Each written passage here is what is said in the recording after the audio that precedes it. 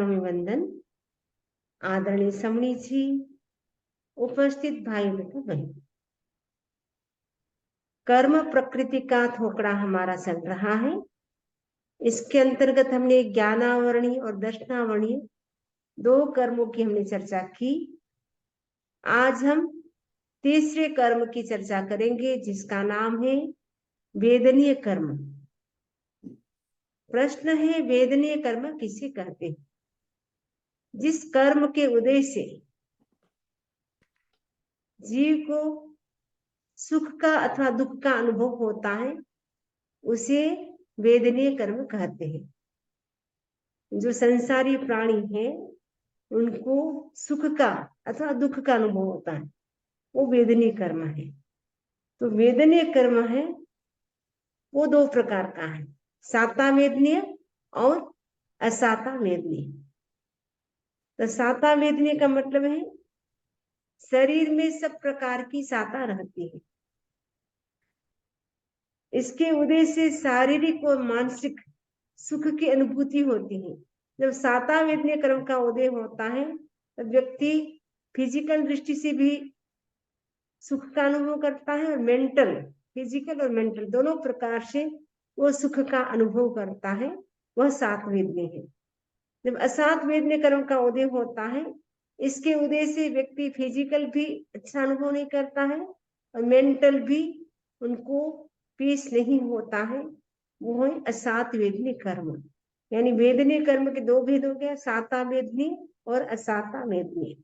अब प्रश्न है, वेदनीय कर्म का बंध कैसे होता है? साता वेदनीय कर्म का बंध कैसे होता है और असाता वेदनीय कर्म का बंध कैसे होता है? तो भगवान कहते हैं प्राण, भूत, जीव और सत्व, ये चार चीजें। प्राण का मतलब है 2 इंद्रिय, 3 इंद्रिय और 4 इंद्रिय वाले प्राणी। और भूत का मतलब है वनस्पति जीव। और जीव का मतलब है पंचेंद्रिय जीव। और सत्व का मतलब है 5 स्थावर, 4 स्थावर। वनस्पति तो भूत में आ गए, 4 स्थावर, पृथ्वी का, अप का, तेजस का, वायु का, उनको सत्व कहा जाता है। प्राण 2 इंद्रिय, 3 इंद्रिय, 4 इंद्रिय वाले जीवों को प्राण कहा जाता है। और भूत जो वनस्पति जीव हैं उनको भूत कहा जाता है। और जो पंचेंद्रिय जीव है उनको जीव कहा जाता है। और पृथ्वी का, अप का, तेजस का, वायु का, इनको सत्व कहा जाता है। तो ये जो जीव हैं उनको अपनी असत प्रवृत्ति से दुख न देना, यानी हम ऐसी कोई एक्टिविटीज न करें जिनसे उन जीवों को कष्ट हो। अपने द्वारा हम उन जीवों को कष्ट न दे। जैसे हम जीना चाहते हैं वैसे वे जीव भी जीना चाहते हैं। कोई भी जीव मरना नहीं चाहते, चाहे कीड़ा हो, चाहे मकोड़ा हो, चाहे वृक्ष हो, कोई भी हो, सब जीना चाहते हैं। सपोज घर में कोई जीव की उत्पत्ति हो गई है, उनको हम धीरे से पेपर में लेकर के एकांत में डालें, लेकिन उनको मारने की चेष्टा न करें, न दवाई छिड़काएं। क्योंकि दवाई भी हम मतलब घर में कराते हैं, पेस्ट जो कराते हैं आप लोग, तो उससे भी क्या है, उन जीवों की हिंसा हो सकती है। तो कोशिश करना है कि वो उन जीवों से हम कैसे, उनकी विराधना से हम बच सकते हैं। क्योंकि जब हम जीवों को कष्ट देते हैं उससे हमारे असात वेदनीय कर्म का बंध होता है। और जब हम उनको कष्ट नहीं देते हैं तब सात वेदनीय कर्म का बंध होता है। जो साता वेदनीय कर्म का बंध होगा तो तब हमें सब प्रकार की फैसिलिटी, अनुकूलता ही अनुकूलता मिलेगी। शरीर भी हमारा निरोगी होगा, घर में भी शांति, मन में भी शांति, सब प्रकार की पीस। जब असात वेदनीय कर्म का बंद हो जाता है तब फिजिकल दृष्टि से भी हम अच्छा अनुभव नहीं करते हैं। क्योंकि फिजिकल दृष्टि से भी कोई नहीं कोई शरीर में रोग चलता रहता है, एक ठीक होता है दूसरा उत्पन्न हो जाता है, कुछ न कुछ चलता रहता है। और घर में भी शांति नहीं होती, मन में भी शांति नहीं होती है, शरीर में भी शांति नहीं होती है। तो असात वेदनीय कर्म का जब बंद हो जाता है तब हमारे शरीर में, मन में किसी भी प्रकार की शांति नहीं होती है। तो सात वेदनीय कर्म का बंद कैसे होता है? जब प्राण, भूत, जीव और सत्व, ये प्राणी हैं, उनको हमारी असत प्रवृत्ति यानी बेड एक्टिविटीज से हम उनको दुख न दे, हम ऐसी कोई एक्टिविटीज न करें जिससे उनको कष्ट हो। दूसरी बात बताए कि प्राणभूत जीव सत्व को दीन न बनाना, उनको दिन भी नहीं बनाना, सोचिए छोटे मोटे ही ये क्या है, उनको हम अपने अधीन रखें। वो भी स्वतंत्र है, जैसे हम स्वतंत्र हैं वैसे वे भी स्वतंत्र हैं, जैसे हम जीना चाहते हैं वैसे वे जीव भी जीना चाहते हैं, इसीलिए हम अपनी ओर से उनको कष्ट न दें। तीसरा है प्राणभूत जीव सत्वों के शरीर को हानि पहुंचाने वाला शोक पैदा न करना, यानी प्राणभूत जीव और सत्व हैं, उनको कोई हानि हो, उनको कोई नुकसान हो, वैसा हमें काम नहीं करना है। चौथा है प्राणभूत जीव सत्वों को सताना नहीं, कई लोग होते हैं उनको सताते रहते हैं, उनको तकलीफ देते रहते हैं, तो हमें उनको तकलीफ भी नहीं देना है। और प्राणभूत जीव सत्वों को लाठी आदि से प्रहार नहीं करना, जो लाठी होती है, डंडा होता है, कई लोग क्या करते हैं, सपोज घर में, यहाँ तो आप लोग डॉगी अमेरिका में है इसलिए पालते हैं, लेकिन इंडिया में तो कोई डॉगी आ जाता है घर पे तो क्या करते हैं, उसको निकालते हैं डंडा लेके। तो कोई बिल्ली आ जाती है तो उनको भी निकालते हैं। तो हम अपनी प्रवृत्ति से, ऐसी प्रवृत्ति से उनको डंडा न मारे, उनको लाठी से प्रहार न करें, क्योंकि यदि हम उनको डंडा मारते हैं, लाठी आदि मारते हैं, तो उनको कष्ट होता है। उनको कष्ट होने से हमारा क्या होता है, असात वेदनीय कर्म का बंध होता है। उनको कष्ट नहीं देते हैं तब सात वेदनीय कर्म का बंध होता है। असात वेदनीय कर्म का बंध, इन जैसे सात वेदनीय कर्म का जैसे बंध होता है, ठीक इसके विपरीत असात वेदनीय कर्म का बंध होता है। जब हम दूसरों को कष्ट देंगे, उनको हम लाठी आदि से प्रहार करेंगे, तब हमारा असात वेदनीय कर्म का बंध होगा। ये वेदनीय कर्म है, उनकी स्थिति कितनी है, ड्यूरेशन कितना है। तो वेदनीय कर्म के दो भेद हैं, इरियापथिक और सांप्रदायिक। इरियापथिक की स्थिति, इरियापथिक, अब प्रश्न इरियापथिक किसे कहते हैं। इरियापथिक बंध है वो जो अकसाई होता है, यानी जो वीतराग होता है। वीतराग का मतलब जिसके राग वे समाप्त हो चुके हैं, कसाय भी समाप्त हो चुके हैं, वे वीतराग कहलाते हैं।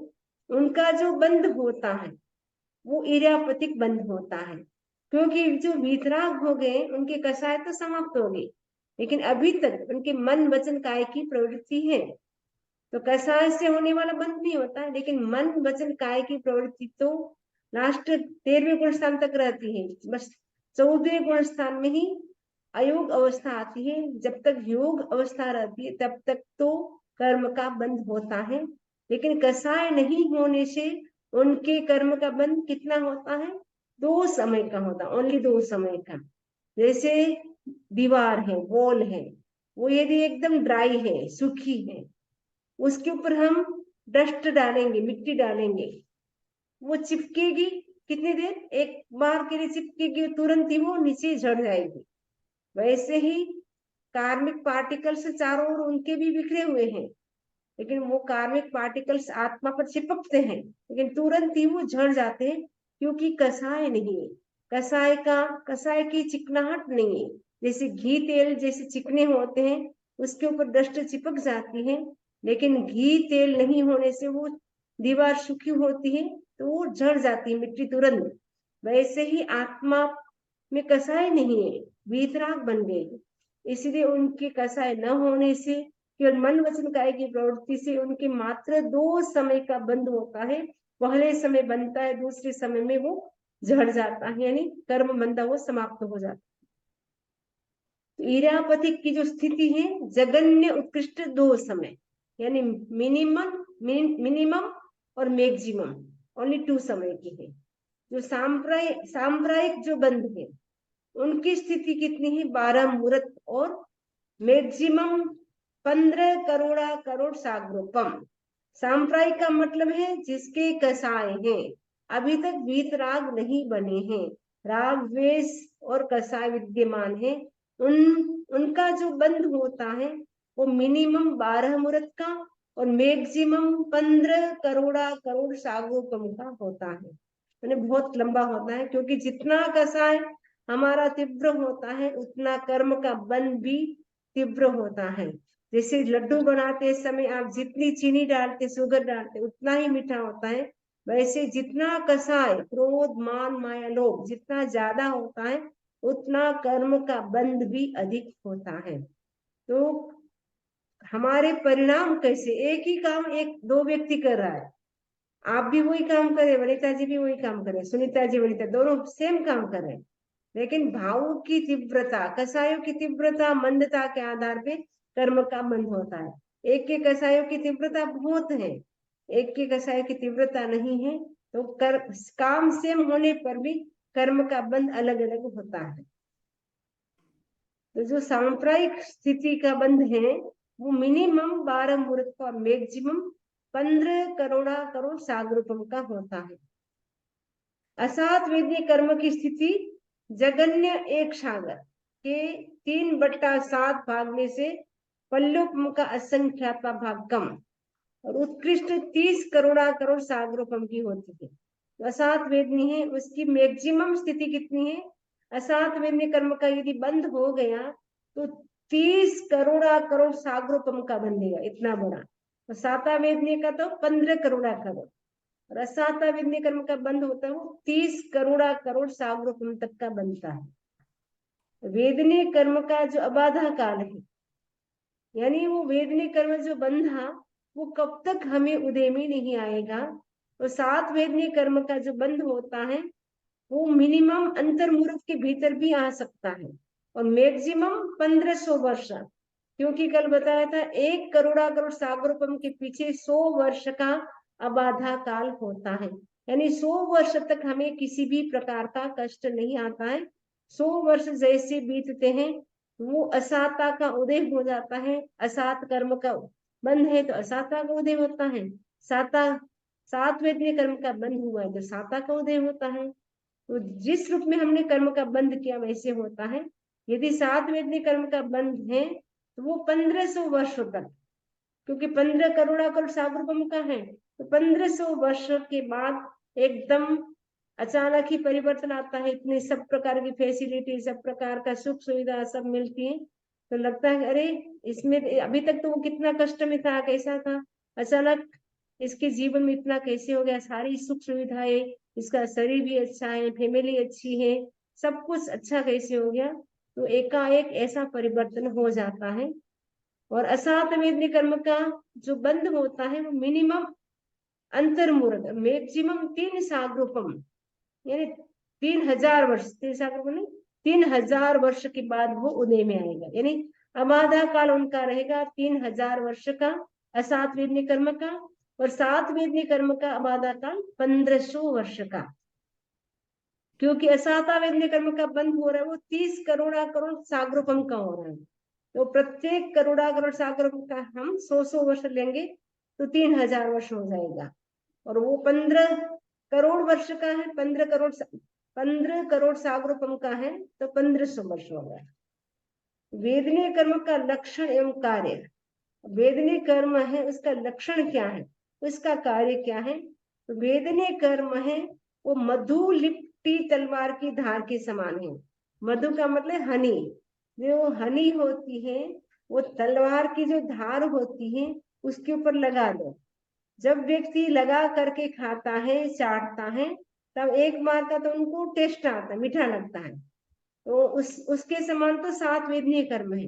लेकिन टेस्ट लेते अचानक जीभ कट जाती है, उसके समान है असात वेदनीय। तो जब टेस्ट आया हनी का उसके समान तो है 7 वेदनीय, जब टेस्ट लेते लेते जब जीभ कट जाती है उसके समान है असात वेदनीय। वेदनीय कर्म की उपमा दी गई है मधु लिपटी तलवार की धार के समान है। वेदनीय कर्म भोगने के सो नहीं, वेदनीय कर्म का जो बंद हो गया है उसका हम भोग कैसे करेंगे। तो 7 वेदनीय कर्म के उदय से जीव सुख की अनुभूति करता है और उसके अनुभव 8 है। 7 वेदनीय कर्म का बंद हो गया उसे जीव को सुख की अनुभूति होती, एनी टाइम वो प्लेजर का ही अनुभव करता है, सुख का ही अनुभव करता है। वो सुख का अनुभव 8 प्रकार से वो कर सकता है। तो कौन सा है? फर्स्ट है मनोज्ञ शब्द, यानी उनको शब्द भी जो सुनने को मिलेगा वो मन पसंद मिलेगा, मनोज्ञ शब्द मिलेगा। और रूप भी मनोज्ञ, अच्छा अच्छा उनको रूप देखने को मिलेगा। और गंध स्मेल भी उनको अच्छी सूंघने को मिलेगी। और रस यानी टेस्ट भी उनको अच्छा मिलेगा। और स्पर्श, टच भी स्पर्श होता है वो भी अच्छा मिलेगा, यानी घर पे वो अगर सोएगा तो गादी तकिया जो होगा एकदम सॉफ्ट होगा, जो स्पर्श होता है वो भी उनको अच्छा मिलेगा। और मन की सुखता, यानी मेंटल भी बहुत पीस होगी उनके। वचन सुखता, यानी वचन से भी बोलेगा तो उनके वचन सबको अच्छे लगेंगे, ये और बोलता रहे और बोलता रहे। कई व्यक्ति होते बोलते हैं तो सोचे बंद हो जाए, बोले नहीं तो अच्छा है, जल्दी पूरा कर दे तो अच्छा है। लेकिन उनका वचन इतना अच्छा लगता है कि बस सुनते रहे सुनते रहे सुनते रहे।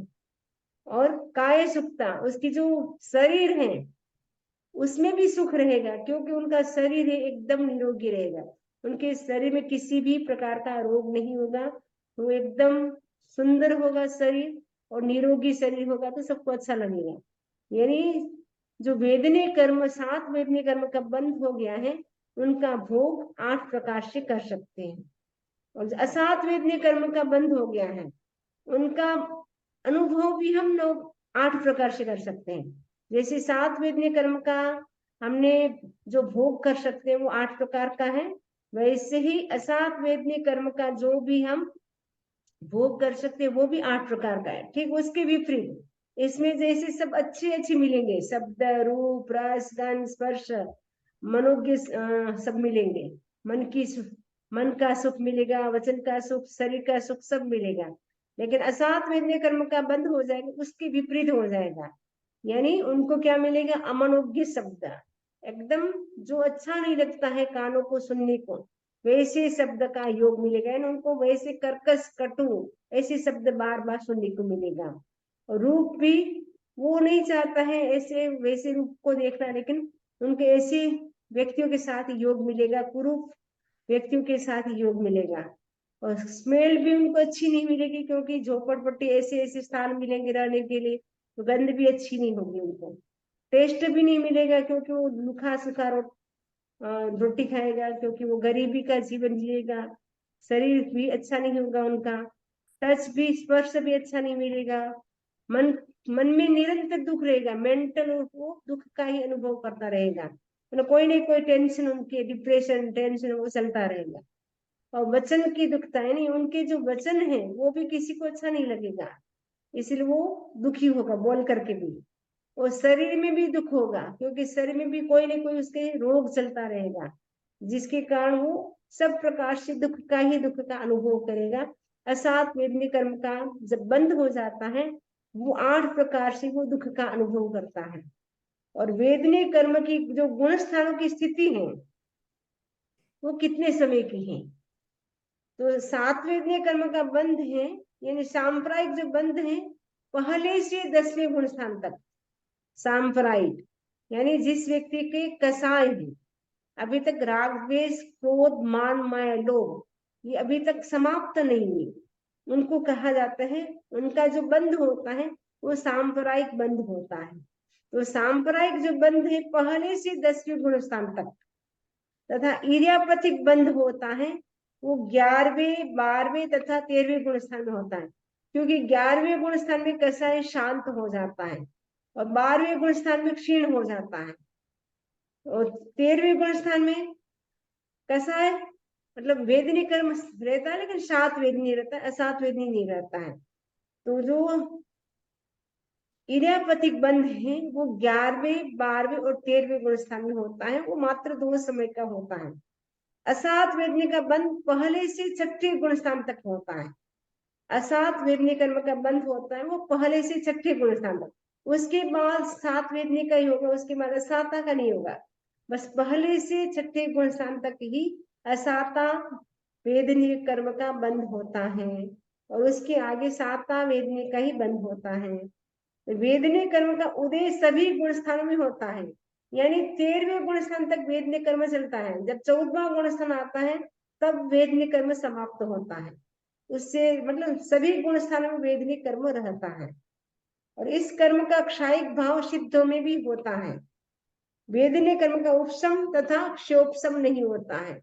वेदनीय कर्म का क्षोपशम नहीं होता है और उदय भी नहीं और उपशम भी नहीं होता है, बस उदय होता है, क्षय होता है, लेकिन उपशम और क्षोपशम नहीं होता है।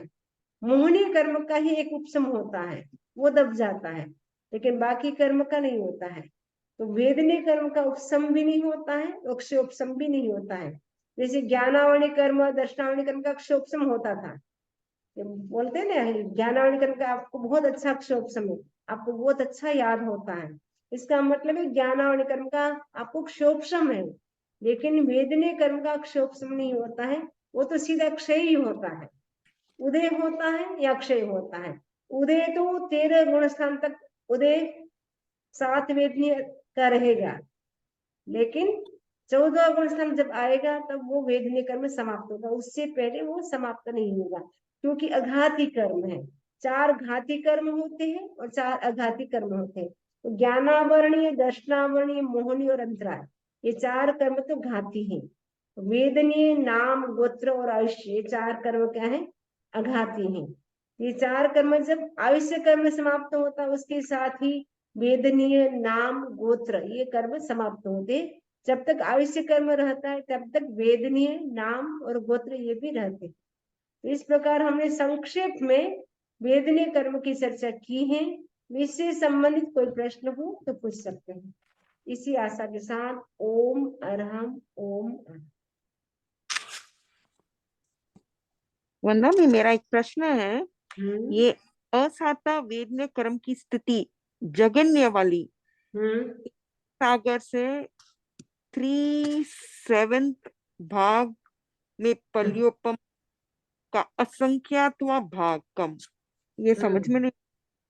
मतलब जगन्य एक सागर के 3/7 भाग में पल्योपम का असंख्याता भाग कम, वो इसकी मतलब संख्या है। मतलब सपोज एक सागरोपम का बंद हो रहा है, उसमें इतना इतना कम 3/7 भाग में पल्योपम का असंख्याता भाग कम उतना होगा। मतलब एक सागरोपम हो रहा है, उसमें पल्योपम का 3/7 है, वो इतना कम होगा। अच्छा, असंख्याता भाग मीन्स व्हाट? असंख्यात माने जिसको हम संख्या नहीं गिन नहीं सकते, असंख्यात। एक बोलते अनंतवा भाग, एक बोलते असंख्यात, एक बोलते संख्यात भाग। इन्यूमरेबल। बोलते ना सिद्ध कितने हुए कि अनंत भाग, जितने भव्य जीव के अनंत भाग जितने ही सिद्ध हुए हैं। अभी तक संसार में इतने सारे भव्य पड़े हुए हैं, तो सिद्ध बहुत कम हुए हैं। अनंतवा भाग, तो ये असंख्यात भाग, पल्योपम का असंख्यात भाग है, वो कम हो जाएगा ना, असंख्यात भाग। थैंक यू वंदा में। ओके, और सुनील चंद जी के कोई प्रश्न है? चलिए ठीक है, तो और किसी के नहीं नहीं बंदा नहीं। बोलो। तो वेदनीय कर्म में जो अशाता वेदनीय कर्म तो खराब कर्म करने से होते हैं, तो वो आत्मा को अपने कौन से कर्म पहले 4? ज्ञानावली, दर्शनावली, मोहनी, हाँ पर हाँ घाती कर्म क्यों नहीं गिन सकते उसको? क्योंकि अशातना वेदनीय कर्म तो किसी को दर्द होने से होते हैं ना। नहीं, उसको वो घाती कर्म इसीलिए नहीं है क्योंकि आत्मा के मूल गुण जो उसको वो घात नहीं करता है। घाती कर्म का मतलब आत्मा का जो अपने मेन जो क्वालिटी है उनको नष्ट करता है। ये वेदनीय कर्म आत्मा की मेन क्वालिटी को नष्ट नहीं करता है। घाती घाती घाती का संबंध है आत्मा की जो गुण है उनको जो घात करता है, वो घाती कर्म, यानी घात का ना नुकसान पहुंचाता है, वो घाती कर्म। जो आत्मा के गुणों को, आत्मा की जो क्वालिटी उनको नुकसान नहीं पहुंचाता है, वो अघाती कर्म है। वेदनीय कर्म तो अपने शरीर को कष्ट पहुंचाता है, आत्मा को कुछ उससे फर्क नहीं पड़ता है। और तो अपन जैसे कर्म बांधे उसके हिसाब से, लेकिन ज्ञानावणी कर्म जब तक उदय रहेगा तब तक केवल ज्ञान की प्राप्ति नहीं होगी। दर्शनावणी कर्म को उदय होगा तब तक केवल दर्शन की प्राप्ति नहीं होगी। ये इसमें कोई बाधक नहीं बनता है। अच्छा अच्छा अच्छा, हाँ हाँ। हाँ हाँ ओके। तो ये अघाती कर्म शरीर के संबंधित है और घाती कर्म आत्मा के संबंधित है। हाँ, घाती कर्म आत्मा से संबंधित है, ये शरीर से संबंधित है घाती कर्म।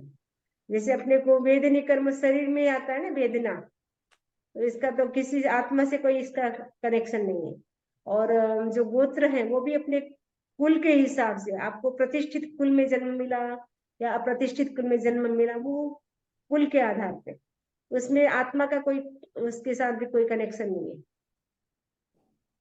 ठीक है। वेदनीय नाम, नाम कर्म भी आपको बॉडी अच्छी मिली, लंबी गोरी कैसी मिली, वो नाम कर्म के आधार पे, उसमें भी आत्मा के साथ कोई कनेक्शन नहीं है। आयुष्य कर्म तो जितना होता है व्यक्ति का बांधा हुआ उसके हिसाब से वो भोगता है। आयुष्य कर्म उसमें भी कोई मतलब बाधा नहीं पहुंचाता है आत्मा के गुणों को। ठीक है। ये चार का संबंध शरीर से है और घाती कर्म का संबंध आत्मा के साथ है। आत्मा के मूल गुण जो होते हैं उसको वो नष्ट करता है। क्लियर? वंदा में ये नामकरण की 103 प्रकृति बोलते हैं ना, तो उसमें मतलब सब शरीर संबंधित आ जाएगा क्या? गोरा काला सब शरीर से संबंध, उनका स्वर कैसे होगा, उसकी हाइट कैसी होगी, उसकी आंखें कैसी होगी, उसके नाक नक्शा जो भी बॉडी के होते हैं वो सब नामकरण के आधार पर। अच्छा, तो उसमें वो 103 सब डिविजन आ जाएंगी। अच्छा ठीक है वंदा, थैंक यू। ओके। मंगल पाठ।